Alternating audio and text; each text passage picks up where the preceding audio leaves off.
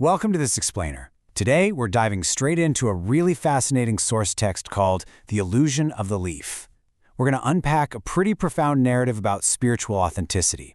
It uses a very specific, everyday object, just a simple fig tree, to completely dismantle our ideas about what it means to be truly alive. It's the kind of story that forces us to look right past the surface and really examine the core of what we're presenting to the world. So, our story begins in Jerusalem. Picture this. From a distance, everything appeared incredibly healthy and vibrant. The whole nation of Israel looked spiritually alive. And think about what that actually means. If you were just taking a quick glance or evaluating things from far away, you'd look at the situation and think, wow, things are really thriving here, right? There was this massive overarching appearance of vitality.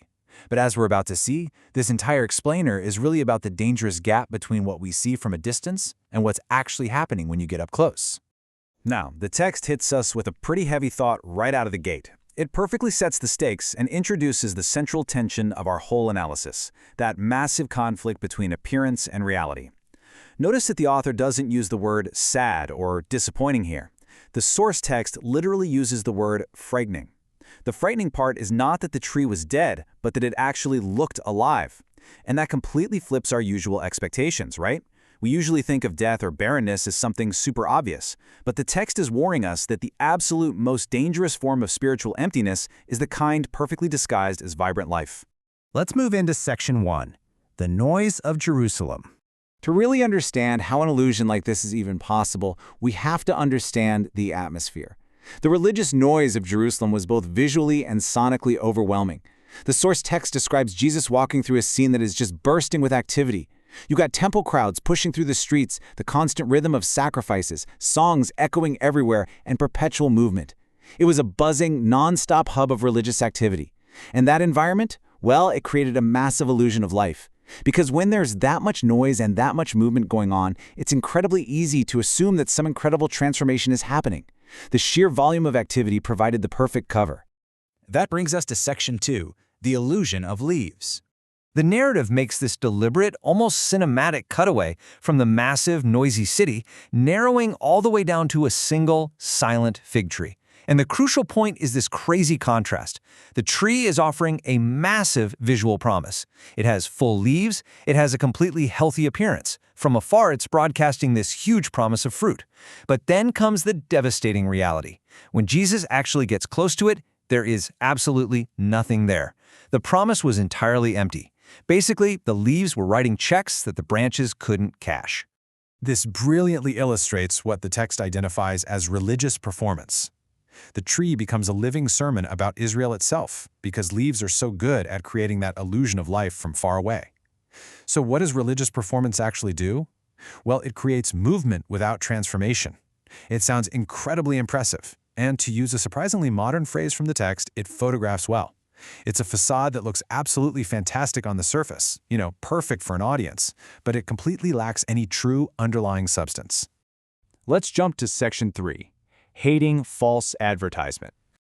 Okay, now we need to unpack the actual meaning behind the story and why Jesus reacts the way he does. And the text immediately addresses a very common misconception with a great touch of surprise. When you read the ancient account of Jesus cursing a fig tree, it's super easy to scratch your head and think, was he just having a bad morning?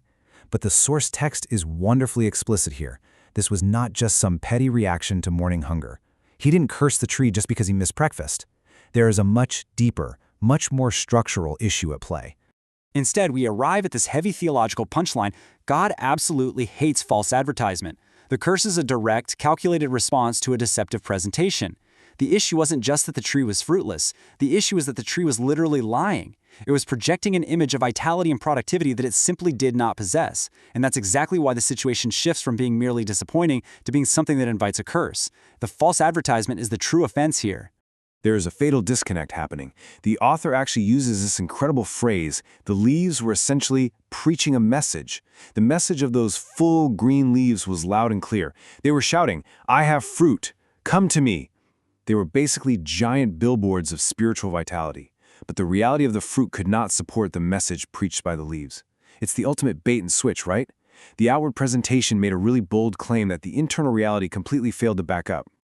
Which brings us to Section 4, modern leaves and branding. So what does this all mean for us? Well, this isn't just an ancient history lesson about a tree in Jerusalem. It's a mirror held right up to our modern reality.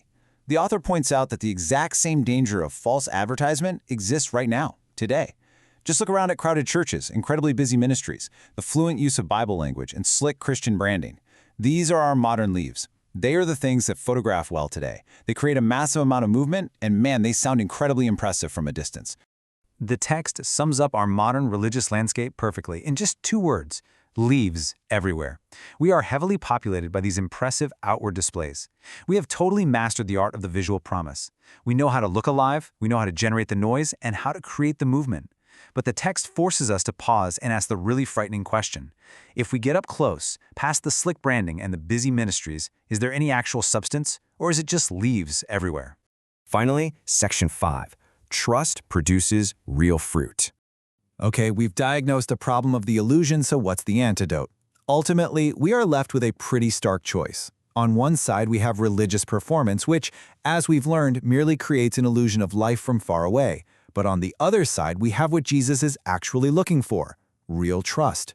The text states emphatically that Jesus is not ultimately looking for performance. He isn't impressed by the noise or the big crowds. He comes looking for authentic trust. And the fundamental rule established here is that real trust in him will always, inevitably, produce genuine fruit. You simply cannot fake the fruit, and if the trust is real, the fruit will follow. As we wrap up this explainer today, I want to leave you with something to really chew on. I want to challenge how you might be applying this concept of false advertisement in your own life. Take a hard look at your own routines, your own movement, your own public presentation. Ask yourself honestly, are you just generating a lot of noise? Are you just focusing on what photographs well? Or, to put it simply, are you growing leaves, or are you actually rooted in the kind of real trust that produces genuine fruit? It's a challenging thought from a really brilliant text. Thank you so much for joining me for this deep dive, and I highly encourage you to keep questioning the difference between the illusion of life and life itself.